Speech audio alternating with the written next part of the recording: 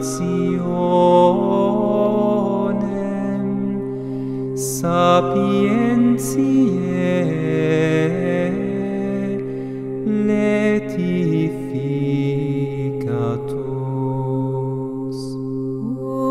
Undelas tibi sit, qui sonus laudis, et gaudium vitae spes et honor fortissimus dans premia lucis.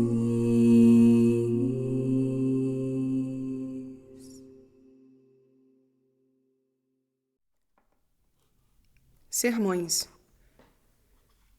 por Santo Antônio. Tradução do Frei Ari Pintarelli. Editora Vozes, canal Le Conde.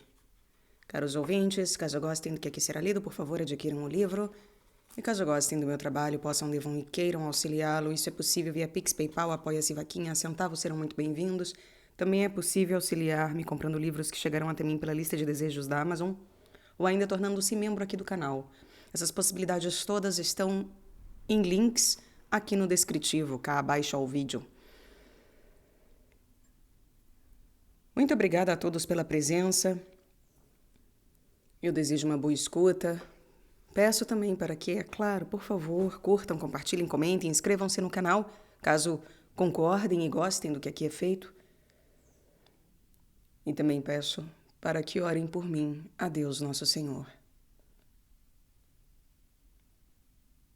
Que Deus vos abençoe, meus caros. O sermão de hoje é sobre a Assunção da Bem-aventurada Virgem Maria. Temas do sermão: como um vaso de ouro maciço.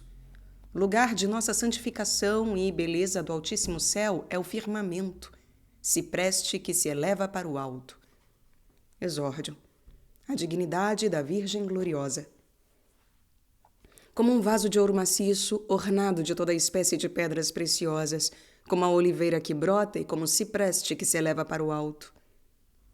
Diz Jeremias: o trono da glória da altura desde o princípio, lugar de nossa santificação, esperança de Israel. O trono, como se dissesse assento sólido, é chamado assim do verbo sentar-se. O trono de glória é a bem-aventurada Maria, que em tudo foi sólida e íntegra. Nela esteve a glória do Pai, isto é, o Filho sábio, antes a própria sabedoria, Jesus Cristo, quando dela assumiu a carne. Lemos no Salmo: para que a glória habite em nossa terra. A glória da altura, isto é, dos anjos, habitou na terra, isto é, na nossa carne. A Virgem Maria foi o trono da glória, isto é, de Jesus Cristo, que é a glória da altura, quer dizer, dos anjos. Com efeito, diz o Eclesiástico, firmamento da altura é sua beleza, beleza do céu na visão da glória. Jesus Cristo é o firmamento de firmus, no sentido de sustento, da altura, isto é, da sublimidade angélica, que ele mesmo confirmou enquanto o anjo apóstata precipitava-se com seus sequazes. Lemos em Jó: por acaso foste tu a fabricar com ele os céus, que são tão sólidos como se fossem de bronze fundido? Como se dissesse, não foi talvez a sabedoria do Pai que fabricou os céus, isto é, a natureza angélica? Donde a afirmação, no princípio Deus criou o céu. Por céu, entende-se aquilo que no céu está contido. Quando os anjos rebeldes foram tirados com as correntes do inferno, os anjos fiéis, que permaneceram unidos ao sumo bem, foram confirmados na estabilidade como no bronze. Na perenidade do bronze é representada a eterna estabilidade dos anjos fiéis. Jesus Cristo, firmamento da sublimidade angélica, é também sua beleza. De fato, ele sacia com a beleza da sua humanidade os que confirmou com o poder da sua divindade. Existe também o esplendor do céu, isto é, de todas as almas que habitam os céus. Esplendor que consiste na visão da glória. Pois enquanto contemplam face a face a glória do Pai, resplandecem eles próprios de glória. Eis, pois, quão grande é a dignidade da Virgem gloriosa, que mereceu ser mãe daquele que é firmamento e a beleza dos anjos e o esplendor de todos os santos. Trono de glória da altura desde o princípio, isto é, da criação do mundo, Maria foi predestinada a ser mãe de Deus com poder, segundo o Espírito de santificação. E continua, lugar de nossa santificação, esperança de Israel. A bem-aventurada Virgem foi o lugar da nossa santificação, isto é, do Filho de Deus que nos santificou. Desse lugar, ele próprio diz em Jeremias, o abeto, o bucho e o pinheiro, juntos, servirão para ornamentar o lugar da minha santificação, e eu glorificarei o lugar onde repousam os meus pés. O abeto é assim chamado, latim habeas, de abel, vou embora, porque, mais do que as outras árvores, eleva-se para o alto e representa os contemplativos. O bucho, porém, não se eleva para o alto nem produz fruto, mas tem um verdor perene e indica os neófitos, que se mantêm numa viva fé de um verdor perene. O pinheiro é uma árvore que deve seu nome à forma aguçada de suas folhas, tanto que os antigos o chamavam agudo. Ele indica os penitentes, que, conscientes de seus pecados, com a agudez da contrição, ferem seu coração, para dele fazer surgir o sangue das lágrimas. Todos estes, isto é, os contemplativos, os fiéis e os penitentes, nesta solenidade, vêm honrar com a devoção, com o louvor e a celebração, a Virgem Maria, que foi o lugar da santificação de Jesus Cristo, na qual ele próprio se santificou. Diz João, por eles eu santifico a mim mesmo, de uma santificação criada a fim de que eles sejam santificados na verdade, isto é, em mim, que em mim mesmo, o Verbo, santifico a mim mesmo como homem. Quer dizer, por meio de mim, Verbo, encho a mim mesmo de todos os bens. E glorificarei o lugar onde repousam os meus pés. Os pés do Senhor representam a sua humanidade. Deles, Moisés diz no Deuteronômio, aqueles que se aproximarem de seus pés receberão a sua doutrina. Ninguém pode aproximar-se dos pés do Senhor se antes, como é dito no Êxodo, não tirar o calçado, isto é, as obras mortas, dos seus pés. Quer dizer, dos afetos da mente. Aproxima-te, pois, com os pés descalços e receberás a sua doutrina. Daí a palavra de Isaías. A quem comunicará ele a ciência? E a quem dará a inteligência das coisas ouvidas? Aos que estão desmamados do leite e separados dos seios. Quem se afasta do leite da concupiscência do mundo e se separa dos seios da gula e da luxúria, será digno de ser introduzido na ciência divina nesta vida e de ouvir que lhe dizem na vida futura, vinde, benditos de meu Pai. O lugar dos pés do Senhor foi a Virgem Maria, da qual ele recebeu a humanidade. E hoje glorificou aquele lugar, porque exaltou Maria acima dos coros dos anjos. Por isso, é claro para ti que a bem-aventurada Virgem foi assunta ao céu também com o corpo, que foi o lugar dos pés do Senhor. Lemos no Salmo, levanta-te, Senhor, e vem ao lugar do teu repouso, tu e a arca de tua santificação. O Senhor levantou-se quando subiu à direita do Pai. Levantou-se também a arca de sua santificação, quando, neste dia, a Virgem Mãe foi assunta ao tálamo etéreo, a glória celeste. Está escrito no Gênesis que a arca parou sobre os montes da Armênia. A Armênia interpreta-se monte separado e representa a natureza angélica, que é chamada monte em relação aos anjos que ficaram fiéis, e separado em referência aos que se precipitaram no inferno. A arca do verdadeiro Noé, que nos faz repousar de nossos trabalhos na terra maldita pelo Senhor, parou neste dia sobre os montes da Armênia, quer dizer, sobre os coros dos anjos.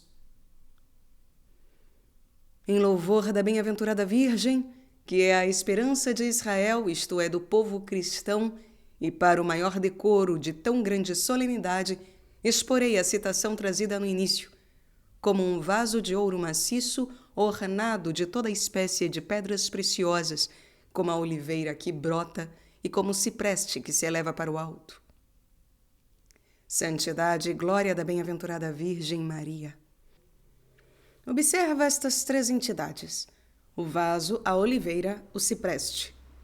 A bem-aventurada Virgem foi um vaso pela humildade, de ouro pela pobreza, maciço pela virgindade, ornado de toda espécie de pedras preciosas pelos privilégios e dons recebidos.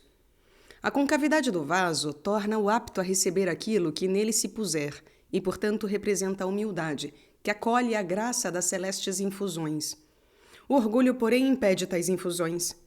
O Senhor, no Êxodo, ordenou que no altar fosse aberta uma cavidade, para ali colocar as cinzas do sacrifício. Na cavidade da humildade deposita-se a cinza, isto é, a lembrança de nossa caducidade. Por isso, Jeremias diz do penitente: porá sua boca na sepultura, isto é, falará da sepultura que seguirá a sua morte. E lemos ainda no Gênesis que Abraão sepultou Sara numa caverna dupla, que olhava para Mambré. A dupla caverna representa a humildade do coração e a do corpo, na qual o justo deve sepultar a sua alma, fora do tumulto das coisas temporais. E esta humildade deve olhar para Mambré, que significa clareza e indica o esplendor da vida eterna e não aquele da glória mundana. Para o primeiro, olhou a humildade da bem-aventurada Virgem e, portanto, mereceu ser olhada. E porque a humildade se guarda e se conserva com a pobreza, é chamada vaso de ouro. Com razão, a pobreza é chamada de ouro, porque torna ricos e resplendentes aqueles que a praticam. Onde estiver a verdadeira pobreza, ali há o que é suficiente. Onde existe a abundância, existe também a indigência. Por isso, diz o filósofo, raramente sucede que a abundância não produza algum dano. E ainda, não considero pobre aquele ao qual basta aquilo que tem, por pouco que seja. Sêneca. E Bernardo escreve: no céu havia grande abundância de todas as coisas. Só a pobreza não se encontrava ali, mas a pobreza abundava na terra, e o homem não conhecia o seu valor. O Filho de Deus veio, pois, procurá-la, a fim de torná-la preciosa com sua estima. Sobre este ouro da pobreza, lemos no Gênesis que, na terra de Évila, existe ouro, e o ouro daquele país é puríssimo. Évila interpreta-se parturiente e indica a bem-aventurada Virgem que, dando à luz o Filho de Deus, envolveu-o com panos de áurea pobreza. Ó, esplêndido ouro da pobreza, quem não te possui, ainda que tenha tudo mais, não tem nada. Os bens temporais incham e, inchando, esvaziam. Na pobreza existe a alegria. Nas riquezas existe a tristeza e o lamento. Afinal, diz Salomão nas parábolas, é melhor um bocado de pão seco com a alegria do que um vitelo gordo com a discórdia, ou uma casa cheia de vítimas. Isto é, de riquezas roubadas aos pobres com a violência. E ainda, o espírito tranquilo é como um perene banquete. O pouco, com o temor do Senhor, vale mais do que os grandes tesouros que nunca saciam. E melhor é habitar num deserto, isto é, na pobreza, do que com uma mulher litigiosa e irascível, isto é, na abundância das coisas materiais. E, enfim, é melhor estar sentado num canto do terraço, isto é, na humildade da pobreza, do que ter uma mulher litigiosa e a casa em comum com os outros.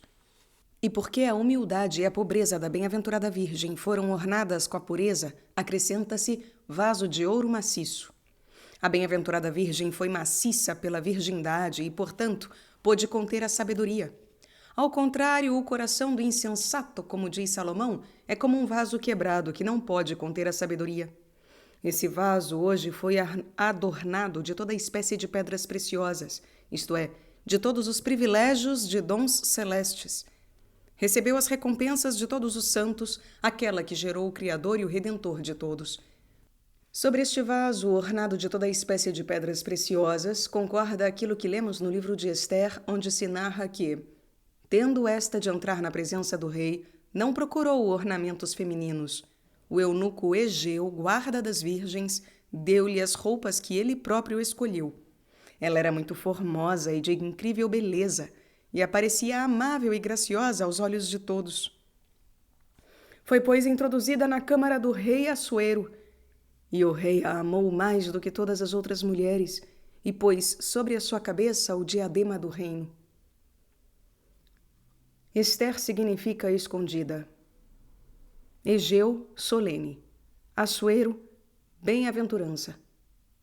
Ester é figura da bem-aventurada Virgem Maria, que permaneceu escondida, fechada de todos os lados, e o próprio anjo a encontrou escondida.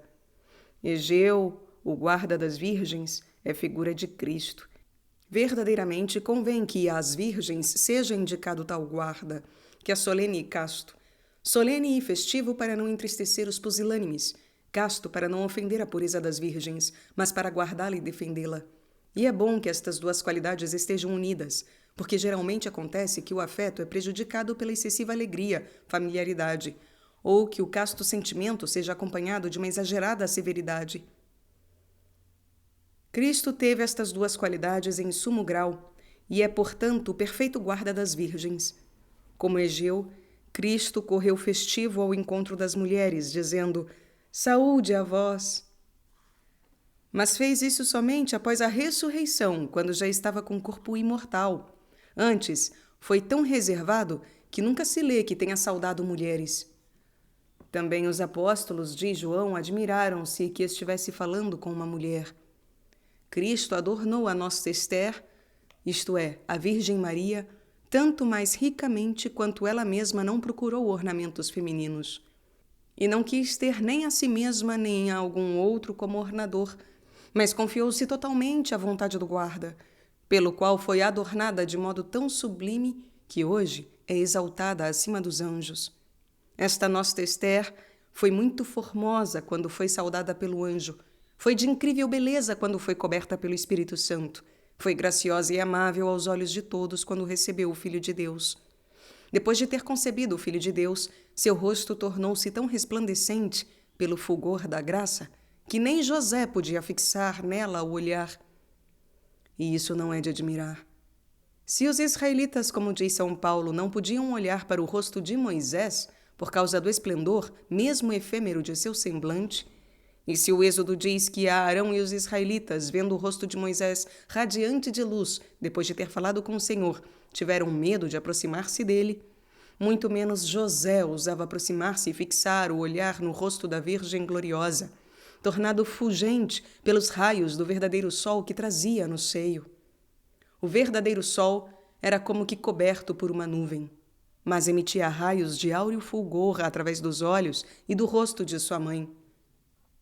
Esse rosto é adornado de todas as graças e é estupendo aos olhos dos anjos. Eles desejam fixar nele o olhar, porque brilha como o sol quando resplandece em todo o seu fulgor. E a bem-aventurada Virgem é graciosa e amável a todo o universo, porque foi achada digna de trazer o Salvador de todos. Essa nossa gloriosa Ester é hoje levada pela mão dos anjos à presença do rei Assuero, isto é, a morada celeste, na qual sobre um trono de estrelas está sentado o Rei dos Reis, a bem-aventurança dos anjos, Cristo Jesus, que amou a Virgem gloriosa mais do que a todas as mulheres, porque dela tomou a carne humana, e ela, mais do que todas as mulheres, encontrou diante dele graça e misericórdia. Ó incomparável dignidade de Maria! Ó inefável sublimidade de graça! Ó imperscrutável abismo de misericórdia! Quando a um anjo ou a um homem foi ou será dada tamanha graça e tamanha misericórdia? Quanta foi dada à bem-aventurada Virgem, que Deus Pai quis que fosse a mãe de seu Filho, igual a si mesmo e gerado antes de todos os séculos. Seria considerado uma graça grandíssima e uma dignidade sublime se qualquer pobre mulher pudesse ter um filho de imperador. Verdadeiramente superior a toda graça foi a de Maria, que teve o Filho com o eterno Pai e, portanto, hoje mereceu ser coroada no céu. Por isso acrescenta, e lhe pôs sobre a cabeça o diadema real. E no Cântico dos Cânticos lemos, Saí, filhas de Sião, e admirai o rei Salomão com o diadema com o qual sua mãe o coroou no dia do seu esponsalício. A bem-aventurada Virgem Maria coroou o Filho de Deus com o diadema da humana carne no dia do seu esponsalício, isto é, da concepção do Filho, pelo qual a natureza divina foi unida como um esposo à natureza humana no tálamo da própria Virgem. E por isso o Filho coroou hoje sua mãe com o diadema da glória celeste. Saí, pois, e admirai a mãe de Salomão com o diadema com o qual seu filho a coroou no dia da sua assunção. Com razão, por isso dizemos, como um vaso de ouro maciço ornado com toda espécie de pedras preciosas, como a oliveira que brota. A oliveira é a árvore, a azeitona é o fruto, o azeite é o suco. A oliveira produz primeiro uma flor perfumada, da qual se forma a azeitona, que primeiro é verde, depois vermelha e, enfim, chega à maturação. A bem-aventurada Ana, Santa Ana, mãe de Maria, foi como que a árvore de oliveira, da qual brotou a cândida flor de perfume incomparável, isto é, a Virgem Maria, que foi verde na concepção e na natividade do Filho de Deus. Diz-se verde, virilis, enquanto conserva força, vim. Na concepção e no nascimento do Salvador, a bem-aventurada Virgem permaneceu verde, conservou a força, o valor da virgindade. Permaneceu virgem antes do parto e no parto. Foi vermelha na paixão do Filho, quando a espada traspassou a sua alma. Chegou à maturação na solenidade de hoje, brotando, isto é, desabrochando na alegria, na bem-aventurança da glória celeste. Por isso, participando de sua alegria, cantamos no introito da missa de hoje, alegremo-nos todos no Senhor. Nesta missa, lê-se o trecho do Evangelho que começa: Jesus entrou numa aldeia. Aldeia, em latim castellum, ou castrum, fortificação, soa quase como casto. Quer dizer que nele é apagada a luxúria. O inimigo, assaltando continuamente a fortificação pelo lado de fora, impede que os habitantes se entreguem ao repouso, isto é, se entreguem à luxúria. A persistência da luta contra a fortificação trunca o estímulo da luxúria. Observa que a fortificação consta de um círculo de muros e de uma torre posta ao centro. A fortificação é a Virgem Maria que refulgiu na castidade mais perfeita e, portanto, nela entrou o Senhor. A muralha de defesa ao redor da torre posta ao centro foi sua virgindade. A torre de defesa da muralha foi a humildade. A torre é chamada assim porque é em latim teres, isto é, reta e alta. A humildade da Virgem Maria foi reta e alta. Reta porque olhou só para aquele que, por sua vez, olhou para sua humildade. Alta porque, quando ela proferiu as palavras da humildade, eis aqui a serva do Senhor, foi eleita rainha do céu. A Virgem Maria foi também Marta e Maria. Foi Maria quando envolveu em panos o menino Jesus, quando o depôs na manjedoura, quando o amamentou ao seu seio cheio de céu, quando se refugiou com ele no Egito e quando retornou à pátria. Foi Maria, enquanto guardava, como diz Lucas, todas estas palavras, meditando-as no seu coração. Como cipreste que se eleva para o alto, a bem-aventurada Maria, a bem-aventurada Virgem Maria, como um cipreste, eleva-se hoje mais alto do que todos os anjos. Sobre isso lemos em Ezequiel, sobre o firmamento que estava sobre as cabeças dos 4 seres vivos, apareceu como uma pedra de safira em forma de trono, e sobre esta espécie de trono, no alto, havia uma semelhança de homem sentado. Nos 4 seres vivos são representados todos os santos, ornados das 4 virtudes, instruídos na doutrina dos 4 evangelhos. No firmamento são indicadas as tropas angélicas, confirmadas pelo poder do Onipotente. No trono é indicada a Virgem Maria, na qual o Senhor se humilhou quando assumiu dela a carne humana. O Filho do Homem é Jesus Cristo, Filho de Deus e do homem.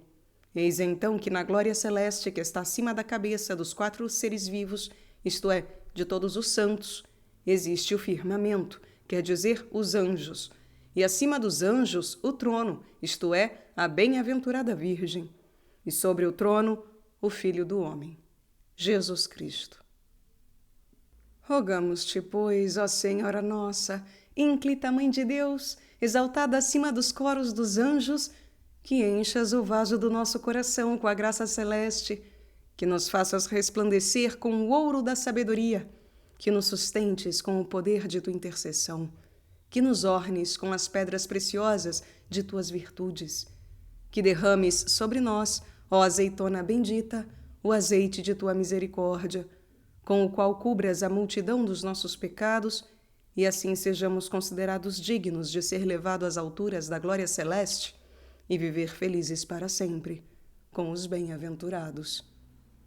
Não-lo conceda Jesus Cristo, teu Filho, que hoje te exaltou acima dos coros dos anjos, coroou-te com o diadema do reino e te colocou sobre o trono do eterno esplendor.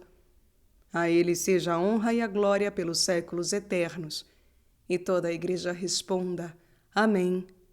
Aleluia.